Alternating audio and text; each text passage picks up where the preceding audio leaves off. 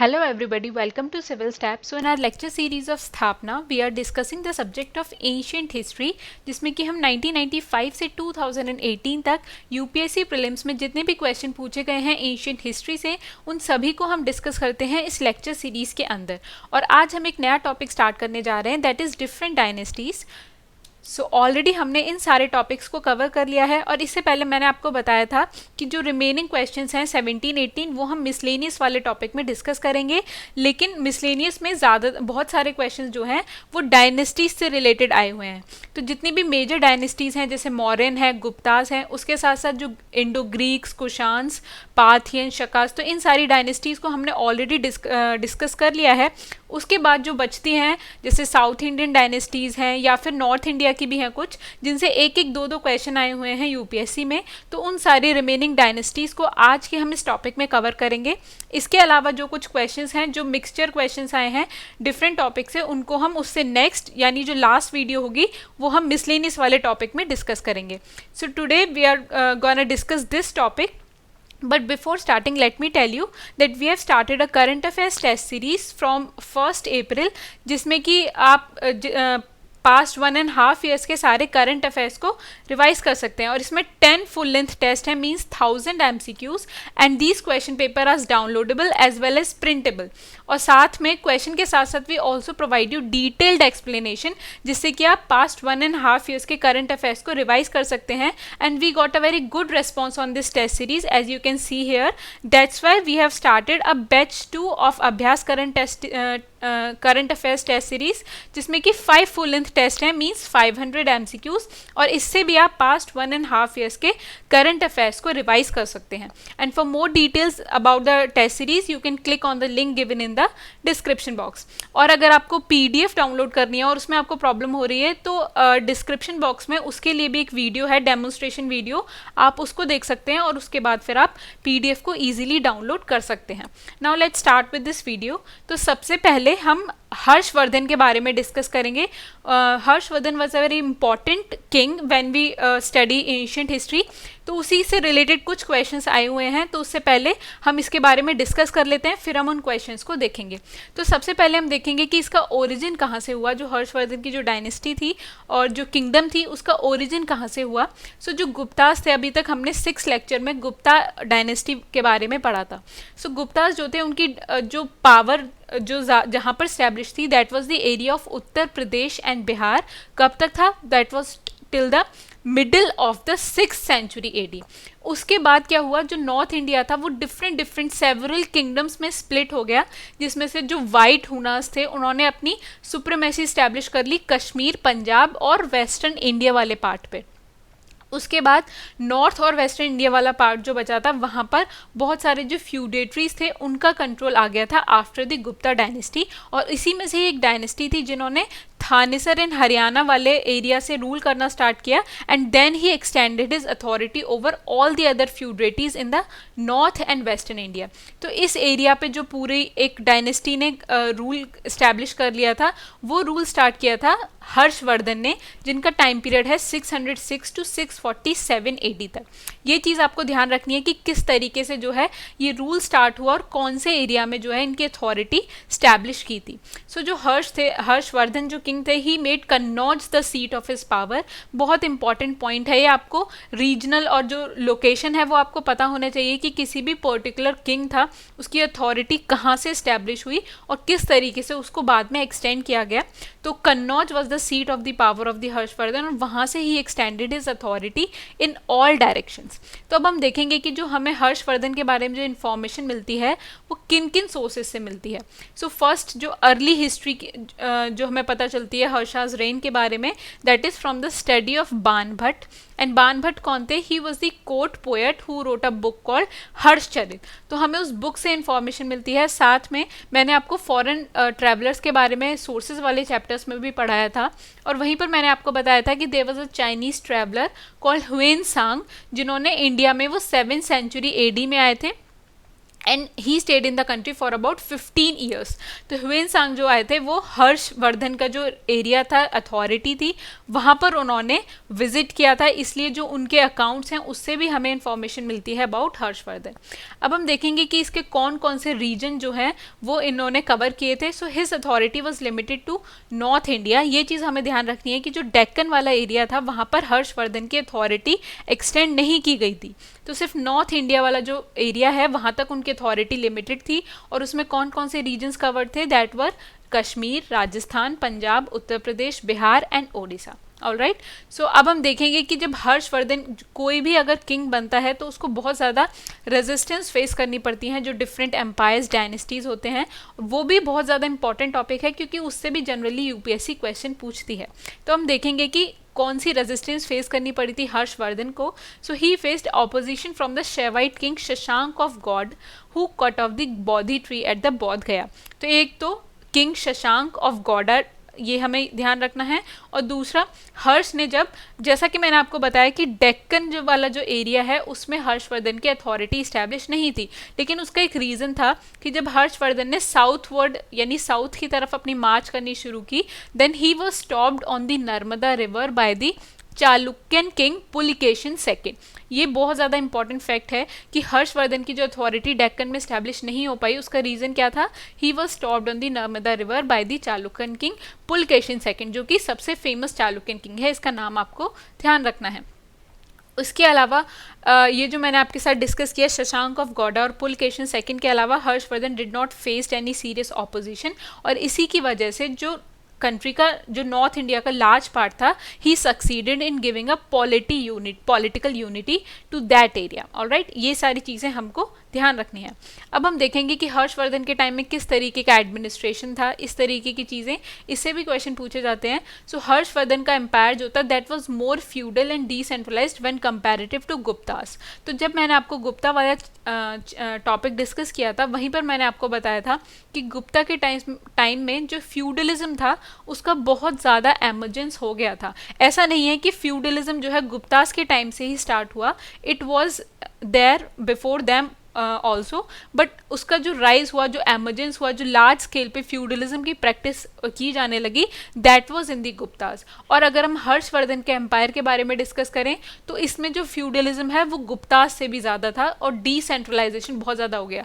तो फ्यूडलिज्म का कंसेप्ट क्या है कि एक किंग होता है जो कि सेंटर में रूल करता है, और बहुत बड़ा लार्ज एम्पायर जो होता है तो वहाँ पर जो लोग अपॉइंट किए जाते हैं to rule in those areas, वहाँ पर क्या करते हैं, वो अपनी अथॉरिटी स्टैब्लिश कर लेते हैं। तो इसको फ्यूडलिज्म का कंसेप्ट बोला गया है, which was more in the Harsha's empire. Also, Harsha's empire was very vast, so as he could mobilize the support of all his feudatories at the time of war. ये भी चीज़ हमें ध्यान रखनी है। Also, जो प्रीस्ट थे उनको भी लैंड ग्रांट दी जाती थी हर्षा के टाइम पे भी। तो यहाँ से हमें ये पता चलता है कि जो हिंदुइज्म का जो इन्फ्लुएंस है वो ज़्यादा था हर्षवर्धन के टाइम पर, ये हमें इससे पता चलता है। अब हम देखेंगे कि ह्वेनसांग ने भी हमें बहुत सारी इंफॉर्मेशन दी थी, जैसे रेवेन्यू ऑफ हर्षा जो था that was divided into 4 parts. तो फर्स्ट पार्ट जो था that was earmarked for the expenditure of the king, दूसरा स्कॉलर्स के लिए, तीसरा ऑफिशियल्स और पब्लिक सर्वेंट्स के लिए, and fourth was the for the religious purpose. तो हम देख सकते हैं कि रिलीजियस जो एस्पेक्ट है उस पर भी बहुत ज़्यादा फोकस था हर्षवर्धन का। और हर्षवर्धन के टाइम पर जो है हमें बहुत ज़्यादा कॉइन्स नहीं मिलते हैं, इससे हमें ये पता चलता है कि जो ऑफिसर्स को रिवॉर्ड किया जाता था, पे किया जाता था, वो लैंड ग्रांट की फॉर्म में पे करना शुरू कर दिया था, ये हमें इससे पता चलता है।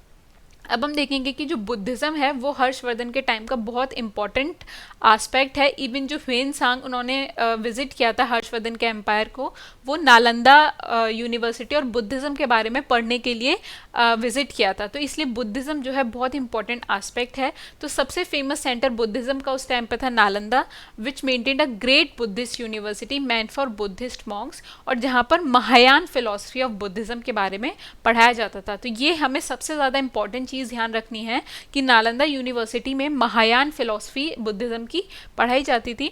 लेकिन एक और इम्पॉर्टेंट चीज़ हमें ध्यान रखनी है कि Harshvardhan was a tolerant religious policy. तो ऐसा नहीं है कि सिर्फ वो एक रिलीजन के लिए रिजिड थे और बाकी रिलीजन को वो they were antagonist towards them. He was very tolerant for all religions and he was a Shaiva in his early years. Means वो हिंदुज़म को मानते थे अपने शुरुआती ईयर्स में, लेकिन बाद में he became a great patron of Buddhism and as a devout of Buddhism he convened a great assembly at Kannauj to widely publicise the doctrines of Mahayana. तो ये चीज़ आपको दोनों ध्यान रखनी है।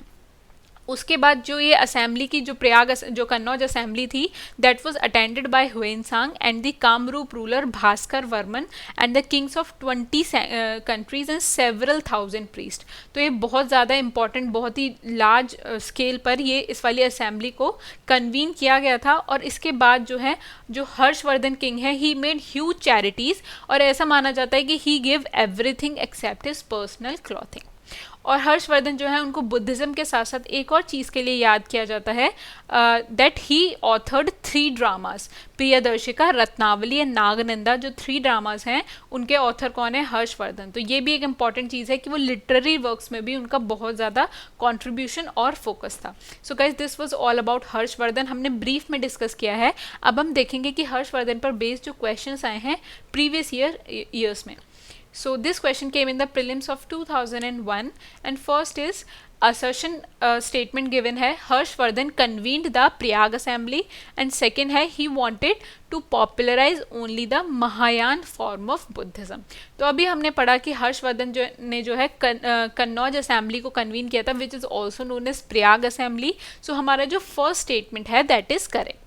उसके बाद रीजन स्टेटमेंट है he wanted to popularise only the Mahayana form of Buddhism. तो ये वाला जो स्टेटमेंट है that is also true. So reason वाला स्टेटमेंट भी करेक्ट है और असर्शन वाला भी। लेकिन जब हम देखें कि जो असर्शन वाला स्टेटमेंट है वो ये है कि हर्षवर्धन ने प्रयाग असेंबली को कन्वीन किया लेकिन सिर्फ महायान फॉर्म ऑफ बुद्धिज्म को पॉपुलराइज करने के लिए। तो जो रीज़न वाला स्टेटमेंट है वो असर्शन का करेक्ट एक्सप्लेनेशन नहीं है। ये बहुत ज़्यादा ट्रिकी है। वो क्यों नहीं है? क्योंकि अभी मैंने आपको बढ़ाया था कि हर्षवर्धन जो है वो बुद्धिज्म को सपोर्ट करते थे, लेकिन ऐसा नहीं है कि सिर्फ महायान फॉर्म ऑफ बुद्धिज्म को पॉपुलराइज करने के लिए उन्होंने प्रयाग असेंबली को कन्वीन किया। ऐसा नहीं है। ही वांटेड कि महायान फॉर्म ऑफ बुद्धिज्म को प्रमोट किया जाए, बट सिर्फ यही रीजन नहीं था to convene the Prayag assembly. इसलिए हमारा both statements are true but R is not the correct explanation of A. That's why our answer is option B. तो इस तरीके के जो क्वेश्चंस होते हैं बहुत ज़्यादा ट्रिकी होते हैं। इसमें आपको सिर्फ 1-2 कीवर्ड्स होते हैं जिन पर आपको ध्यान देना होता है। जैसे अगर यहाँ पर ओनली नहीं होता तो ये ए हमारा आंसर होता है, लेकिन यहाँ पर है he wanted to popularise only the Mahayana form of Buddhism. इसलिए reason is not the correct explanation of A and that's why our answer is option B. Now let's move forward to our next question. So this question came in the prelims of 2003 and the question is Emperor Harsha's southward march was stopped on the Narmada river by Pulketion first, Pulketion second, Vikramaditya first and Vikramaditya second। तो ये बहुत ही straight forward question है। इसके बारे में मैंने आपके साथ डिस्कस भी किया था कि एम्परर हर्षा की जो साउथवर्ड मार्च है that was stopped on the Narmada river by the Chalukyan king Pulakeshin second. That's why our answer is option B. So now let's move forward to our next question. So this question came in the prelims of 1997 और इस क्वेश्चन में हमारे पास 2 list given है। एक तरफ जो है हमें डायनेस्टीज़ का नाम दिया गया है और दूसरी तरफ कुछ सिटीज़ का नाम दिया गया है और हमें मैच करना है कि कौन सी सिटी जो है वो कौन सी डायनेस्टी से रिलेटेड है। सो एक तरफ हमारे पास है गुप्ता, चंदेल, चालुक्य एंड पल्लवा और दूसरी तरफ सिटीज़ का नाम है बादामी, पन्नामलाई, खजुराहो एंड दियोगढ़। इस तरीके से हमें इनको मैच करना है। लेकिन अभी तक हमने इनमें से सिर्फ गुप्ता डायनेस्टी के बारे में पढ़ा है and we haven't read about Chandela, Chalukya and Pallava. तो पहले उनके बारे में हम डिस्कस कर लेते हैं, फिर हम इस क्वेश्चन को बेटर अंडरस्टैंड कर पाएंगे। सो चालुक्य डायनेस्टी जो है उनका अब हम देखेंगे कि उनका रीजन क्या था, किस एरिया में जो है उन्होंने रूल किया था। So he ruled large parts of southern and central India between the 6th and the 12th centuries. तो इससे हमें उनका रीजन पता चलता है कि किस एरिया में उन्होंने रूल किया था, साथ में उनका टाइम पीरियड भी हमें पता चलता है, और जो चालुक्य की डायनेस्टी जो थी उनका कैपिटल कहाँ थी, वो बादामी में थी। तो ये हमें ध्यान रखना है कि जो बादामी है that is related to Chalukya dynasty, ये हमसे क्वेश्चन में भी पूछा गया है। So Chalukya ruled over the Deccan plateau in India for over 600 years, ठीक है। लेकिन उन्होंने जो है 3 डायनेस्टीज में, 3 इंडिविजुअल डायनेस्टीज की तरह उन्होंने रूल किया था, but these dynasties were closely related to each other. तो फर्स्ट जो है जिन्हें अर्ली चालुक्यस बोला जाता है that is Chalukyas of Badami, ठीक है। That was established by Pulakeshin first, और पुलकेशन सेकंड जो थे जिन्होंने हर्षवर्धन को नर्मदा पर रोक दिया था साउथवर्ड मार्च से, that was the most famous ruler of this dynasty. उसके बाद सेकंड डायनेस्टी थी चालुक्यास ऑफ कल्याणी, जिनको वेस्टर्न चालुक्यास भी बोला जाता है, और थर्ड थी चालुक्यास ऑफ वेंगी और Venzy, I am sorry about pronunciation, so they were called the eastern Chalukyas. तो इस तरीके से 3 डायनेस्टीज थी, 3 इंडिविजुअल डायनेस्टी की तरह चालुक्यास ने रूल किया था फॉर द 600 ईयर्स। और जो लास्ट चालुक्य रूलर थे ही वॉज कीर्तिवर्मन सेकेंड, और उनको ओवरथ्रो किया था राष्ट्रकूटा किंग दंती दुर्ग ने। तो राष्ट्रकूटा डायनेस्टी जो है उसकी फाउंडेशन किसने की, दंती दुर्ग ने, and he overthrow the last Chalukya ruler that is Kirtivarman second. तो ये हमें ध्यान रखना है। उसके बाद नेक्स्ट है चंदेल डायनेस्टी। तो अब हम इनका रीजन देखेंगे। He they ruled over the central India. So central India का कौन सा पार्ट, बुंदेलखंड रीजन जो है, much part of that region between the 9th and 13th century. तो इनका भी हमें टाइम पीरियड और लोकेशन ध्यान रखनी है। और इनकी जो कैपिटल थी that is Khajuraho. So Khajuraho is related to Chandela dynasty, and they initially ruled as the feudatories of the Gurjara और प्रतिहाराज ऑफ कन्याकुब्जा, जिसको कन्नौज भी बोला जाता है। सो चंदेल जो थे they were the feudatories of the Gurjara Pratiharas. उसके बाद their power rose and decline as they fought battles with the neighbouring dynasties. तो चंदेल जो हैं वो किस चीज़ के लिए जाने जाते हैं कि उन्होंने अपनी नेबरिंग डायनेस्टी से बहुत सारी बैटल्स की थी। तो स्पेशली किस में हैं, कौन कौन से हैं, Paramaras of Malwa and the Kalachuris of Tripuri. ये दोनों चीज़ें हमें ध्यान रखनी हैं। उसके बाद 11th सेंचुरी जैसे ही शुरू हुई थी उसके बाद से they faced raids by the northern Muslim dynasties including the Ghaznavids and the गुरीज, and the Chandela power effectively ended around the beginning of the 13th century. और उसके कैसे एंड हुई चंदेल डायनेस्टी जो है, following Chahamana and Ghurid invasions. तो ये सारी चीज़ें हमें ध्यान रखनी है। उसके बाद हमारी नेक्स्ट डायनेस्टी है that is Pallava dynasty. So उनका रीजन देख लेते हैं। So they rule over the portion of southern India from 275 CE to 897 CE, ठीक है। And they gain prominence after the Satavahana dynasty whom the Pallavas served as feudatories. तो पल्लवास जो है वो किसके फ्यूडेटरीज थे, वो थे सातवाहन डायनेस्टी। और सातवाहन डायनेस्टी जब एंड हुई थी उसके बाद पल्लवा डायनेस्टी जो है वो प्रोमिनेंस में आई थी, और इनकी कैपिटल कहाँ थी, कांचीपुरम में। So Pallavas became a major power during the reign of Mahendra Varman first. तो ये चीज़ हमें ध्यान रखनी है कि महेंद्र वर्मन फर्स्ट और नरसिम्हा वर्मन के टाइम पर जो है पल्लवास जो है सबसे ज़्यादा प्रोमिनेंस में आए थे, सबसे ज़्यादा स्ट्रॉन्ग उनकी अथॉरिटी हुई थी। And they dominated the Telugu and northern parts of the Tamil region for about 600 years until the end of the 9th century. तो ये हमें देखना है कि पल्लवा डायनेस्टी का जो रूल है वो 9th सेंचुरी तक था, and 897 CE to be precise. And throughout their reign, they were in constant conflict with the both Chalukyas of Badami as well as Tamil kingdoms of Cholas and Pandyas. And Pallava जो हैं they were finally defeated by the Chola Aditya first in the 9th century CE. तो ये भी हमें ध्यान रखना है कि जो पल्लवास हैं वो फाइनली किसने डिफीट किया था, उनको चोलास ने डिफीट किया था in the 9th century CE में। और वो किस लिए फेमस हैं जो पल्लवास हैं, they were famous for their patronage of architecture. And जो पन्नामलाई सिटी है जिसके बारे में हमसे इस क्वेश्चन में पूछा भी गया है, so this site is known as a location to various ancient structural temples build during the Pallava dynasty, जिसमें से सबसे फेमस जो है वो है Talagirishvara temple that was build by Narasimha Varman second.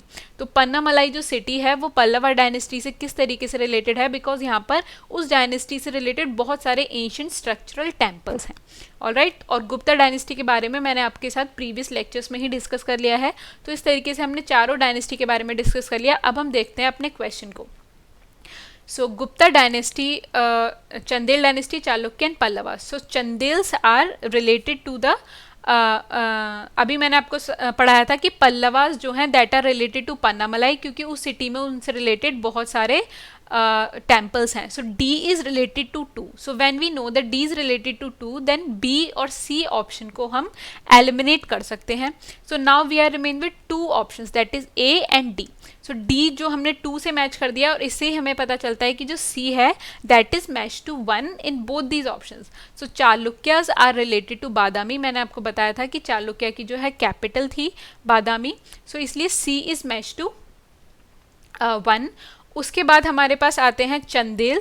सो चंदेल की जो कैपिटल थी that was Khajuraho. So B is match to 3 and A is match to 4, that is Guptas related to Deogarh. सो जो देवगढ़ सिटी है वहाँ पर गुप्तास से रिलेटेड बहुत ज़्यादा आर्किटेक्चरल स्ट्रक्चर्स हैं, that's why A is match to 4. So A is match to 4, B is match to 3, C is match to 1 and D is match to 2. इस तरीके से हमारा जो आंसर है that is option A, that is 4 3 1 2. Now let's move forward to our next question. So this question came in the prelims of 2006 and the question is, who among the following laid the foundation of Rashtrakuta empire? हमारे पास options हैं अमोघ वर्ष first, Danti Durg, Dhruv and Krishna first. तो अभी जब मैंने आपके साथ डिस्कस किया था चालुक्य डायनेस्टी के बारे में, तो उनको ओवरथ्रो किया था राष्ट्रकूटा एम्पायर ने और उनका जो फाउंडर था that was Dantidurga. So he overthrow the Kirtivarman who was the last ruler of the Chalukya dynasty. So Dantidurga was the founder of Rashtrakuta empire, that's why our answer is option B. Now let's move forward to our next question. So this question came in the prelims of 2003 और इसमें हमें चोलास से related 2 statements given हैं and we have to tell that which of them are correct. So first is Cholas defeated Pandya and Chera rulers and established their domination over peninsular India in the early medieval times. And second is the Cholas sent an expedition against Sailendra Empire of Southeast Asia and conquered some of the areas. तो अभी तक हमने चोला dynasty के बारे में discuss नहीं किया है. सो ये वाला क्वेश्चन आप जब तक आप उसके बारे में पढ़ेंगे नहीं, ये वाला क्वेश्चन आप नहीं अटेम्प्ट कर सकते. इसलिए first we have to read about Chola dynasty. So जो इंडियन पेनिनसुला का जो सदर्न एंड था, यानी जो कृष्ण रिवर का साउथ वाला एरिया है, उसको 3 किंगडम्स में वो डिवाइडेड था, that were Cholas, Pandyas and Cheras. और यहाँ पर हमें उसका मैप भी गिवन है. सो ये वाला जो एरिया है दैट वाज ऑफ चोलास, ये this area Pandyas and this area was of Cheras.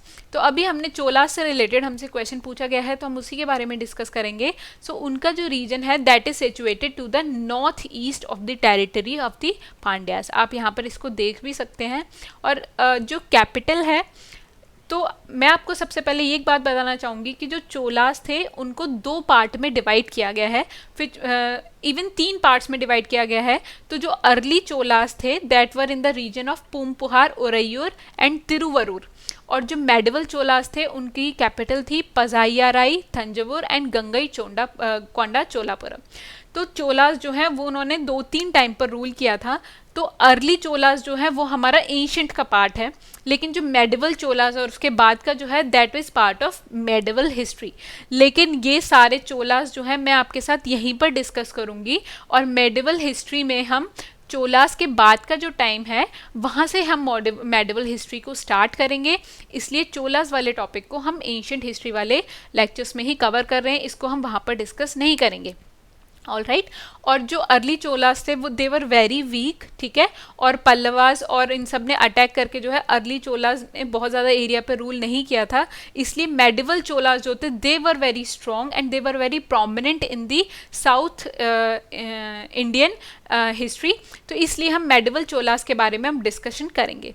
So founder जो है चोला एम्पायर का that was Vijayalaya and who was at first a feudatory of the Pallavas. तो पल्लवा के वो फ्यूडेटरी थे and he captured Tanjore in 850.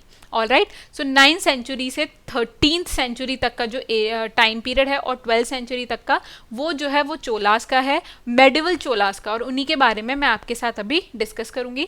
So by the end of 9th century Cholas defeated both the Pallavas of Kanchi and weakened the Pandyas, bringing the southern Tamil country under their control. अब हम देखेंगे कि जो सबसे इंपॉर्टेंट रूलर्स थे चोलास के, which were Rajaraja and Rajendra first, and Rajendra first was the son of Rajaraja. तो ये दो सबसे इंपॉर्टेंट ग्रेटेस्ट चोला रूलर्स थे. तो इन्होंने क्या क्या किया था, इनकी क्या क्या अचीवमेंट्स हैं, उनके बारे में हम डिस्कस करेंगे. So Rajaraja destroyed the Chera navy at Trivandrum and attack Quilon, and he also conquered Madurai and captured the Pandyan king. तो इससे हम देख सकते हैं कि जो चोलास थे उन्होंने पल्लवास को डिफीट किया था, पांड्यास को किया था और चेरास को किया था. इन तीनों डायनेस्टीज को उन्होंने डिफीट किया था. And he also, Rajaraja also invaded Sri Lanka and annexed its northern part to his empire. तो ये भी हमें ध्यान रखना है कि सिर्फ इंडिया तक का ही इनका इन्वेजन लिमिटेड नहीं था. राजाराज ने जो है श्रीलंका जो दूसरी कंट्री है उसको भी इन्वेड किया था और इवन उसका नॉर्दर्न पार्ट जो है उसको एनेक्स कर लिया था अपने एम्पायर में. उसके बाद राजेंद्र फर्स्ट जो हैं उन्होंने भी राजाराज की एनेक्सेशनिस्ट जो पॉलिसी थी उसको कैरी फॉरवर्ड किया. And he completely overran the Pandya and Chera countries and he included them in his empire. तो उन्होंने पूरी तरीके से पांड्या और चेरास को ख़त्म कर दिया था और उनको अपने चोला एम्पायर में शामिल कर लिया था. तो हम देख सकते हैं कि मेडिवल टाइम्स में जो है चेरा और पांड्या की जो यहाँ पर हम देख सकते हैं एरिया, उन सबको जो है चोला में ही शामिल कर लिया था by the Rajendra first. And he also conquested some places in the Shailendra empire. So उसके साथ साथ Chola rulers also sent a number of embassies to China. तो हम ये देख सकते हैं कि ऐसा ही नहीं है कि सिर्फ वो इंडिया तक ही उनके रिलेशंस लिमिटेड थे. They also maintain relations with the foreign countries and they also fought consistently with the Chalukyas. हम देख सकते हैं कि जो 13th सेंचुरी का जो अर्ली पार्ट है वहाँ पर चोला एम्पायर जो है डिक्लाइन होना शुरू हो गया और जो चोला की प्लेस है that was taken by Pandyas and the होयसलास in the south. And और जो चालुक्या से वो लड़ते रहते थे तो लेटर चालुक्यास की जो प्लेस है that was took by Yadavas and Kakatiyas. तो ये बहुत इंपॉर्टेंट लाइन है हमारे लिए. यहाँ पर हमको ये पता चलता है कि चोलास की जगह कौन सी डायनेस्टीज और रूलर्स जो हैं उन्होंने टेक ओवर किया था और चालुक्यास की जगह कौन से रूलर्स ने टेक ओवर किया था. So this was all about Chola empire. हमने बहुत ही ब्रीफ में इसको डिस्कस किया है.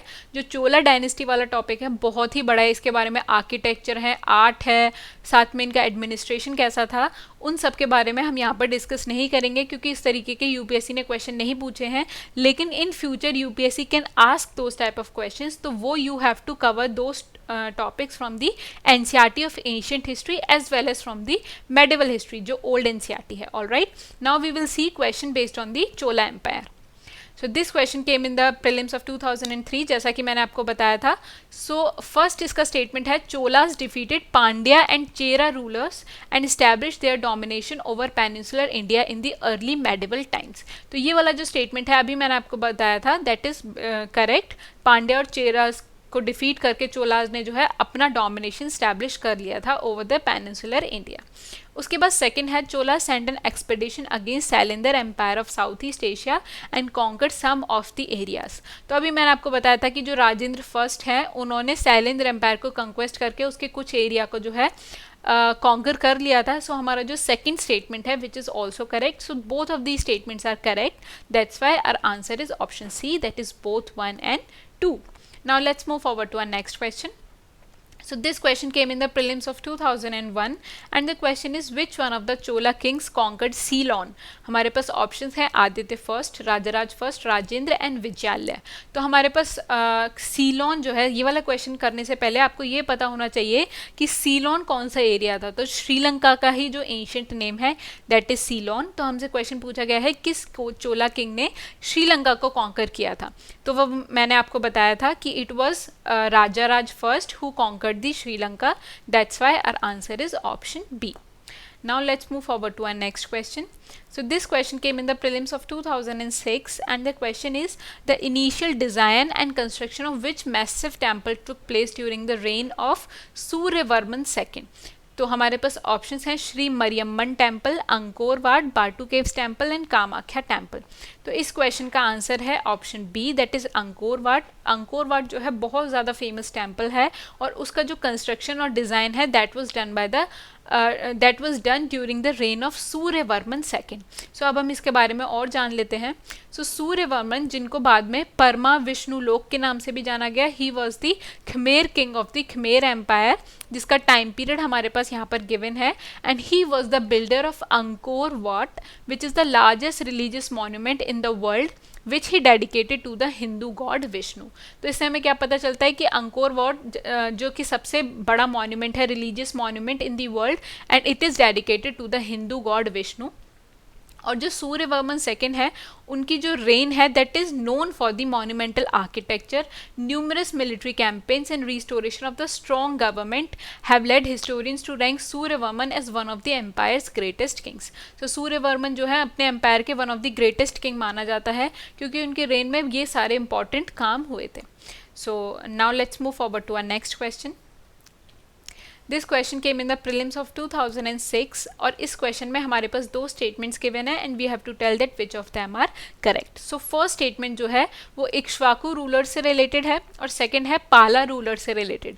तो इन दोनों के बारे में हमने अभी तक नहीं पढ़ा है। So first we will read about Ikshvaku and Pala rulers and then we will solve this question. Alright, so Ikshvaku dynasty जो है that was a dynasty founded by the legendary king Ikshvaku, और इस डायनेस्टी को जो है सूर्यवंश नाम से भी जाना जाता है, that is the solar dynasty.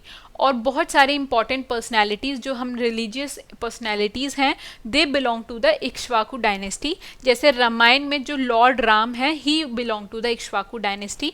उसके साथ साथ 24 जो जैन तीर्थंकर्स हैं उसमें से 22 बिलोंग टू दिस डायनेस्टी। उसके साथ साथ बुद्धिस्ट टेक्स्ट में प्रिंस सिद्धार्थ जो हैं ही also belong to this dynasty. तो इससे हमें पता चलता है इक्ष्वाकु डायनेस्टी में जो है हिंदुइज्म को भी सपोर्ट किया जाता था, जैनिज्म को भी सपोर्ट किया जाता था, एज वेल एज बुद्धिज्म को भी सपोर्ट किया जाता था। इससे हमें ये इन्फॉर्मेशन मिलती है। अब हम पढ़ेंगे पाला डायनेस्टी के बारे में। So that was an imperial power during the late classical period on the Indian subcontinent which originated in the region of Bengal. तो पाला डायनेस्टी कहाँ से ओरिजिनेट हुई थी? In the region of Bengal से, और वो जो है महायान और तांत्रिक स्कूल जो है बुद्धिज्म का उसके वो फॉलोअर्स थे। And this empire was founded by the Gopal. Alright, and जो पाला डायनेस्टी थी उसका जो स्ट्रॉन्ग होल्ड था वो किस एरिया पे था? बंगाल पे और बिहार वाले एरिया पे, जिसमें कौन कौन सी सिटीज़ आती हैं? विक्रमपुरा, पाटलिपुत्र, गौड़, मोंग्यार, सोमापुरा, रामवती, ताम्रलिप्त एंड जग्गादला। तो इससे हमें पता चलता है कि पाला डायनेस्टी ने जो है किस किन एरियाज पे रूल किया था। इनके बारे में हम बहुत ही ब्रीफ में पढ़ेंगे क्योंकि उनसे सिर्फ एक ही क्वेश्चन आया हुआ है इन द पास्ट 23 ईयर्स, तो ये बहुत ज़्यादा इंपॉर्टेंट आपके लिए नहीं है। लेकिन अगर इन फ्यूचर क्वेश्चन पूछा जाता है तो वो आप उसको सॉल्व कर पाएँ, इसलिए I have discuss this in a very brief with you. Alright, now हम अपने क्वेश्चन की तरफ आते हैं। सो क्वेश्चन था the Ikshvaku rulers of the southern India were antagonistic towards Buddhism. तो ये वाला जो स्टेटमेंट है वो इनकरेक्ट है, क्योंकि अभी हमने देखा कि जो इक्ष्वाकु डायनेस्टी थी उससे बुद्धिज्म को भी वो सपोर्ट करते थे, जैनिज्म को भी करते थे, एज वेल एज हिंदुइज्म को भी करते थे, इसलिए they were not antagonistic towards Buddhism. That's why our first statement is incorrect here. उसके बाद सेकंड है the Pala rulers of eastern India were patrons of Buddhism. तो जैसा कि मैंने अभी आपको बताया था कि वो महायान और तांत्रिक स्कूल ऑफ बुद्धिज्म में बिलीव करते थे and they were patrons of Buddhism, इसलिए हमारा जो सेकंड स्टेटमेंट है वो करेक्ट है। That's why our answer is option B, that is 2 only. Alright, so that was it for today's का। यहाँ पे जितनी भी डिफरेंट डायनेस्टीज़ थी उनके बारे में मैंने आपके साथ डिस्कस कर लिया है। दो I have discuss those in brief, लेकिन उससे आपको आइडिया लग सकता है कि कौन से चैप्टर्स आपके लिए ज़्यादा इंपॉर्टेंट हैं, कौन से थोड़े उनसे उनकी इंपॉर्टेंस थोड़ी कम है। तो इस तरीके से आप अपनी स्टडी अप्रोच को भी चेंज और एडजस्ट कर सकते हैं। एंड आई होप कि हमारी वीडियोज़ आपको आपकी प्रिपरेशन में हेल्प कर रही होंगी। And for more such videos you can subscribe to our Telegram channel, और अगर आपको कोई क्वेरी है तो you can mail us at hello@civilstep.com। And thank you so much guys. इसके बाद जो हम लेक्चर डिस्कस करेंगे that is the last lecture of this series, जिसमें कि हम कुछ मिसलेनियस टॉपिक्स को डिस्कस करेंगे। Alright, so thank you so much. Till then, good luck for your studies. Bye bye.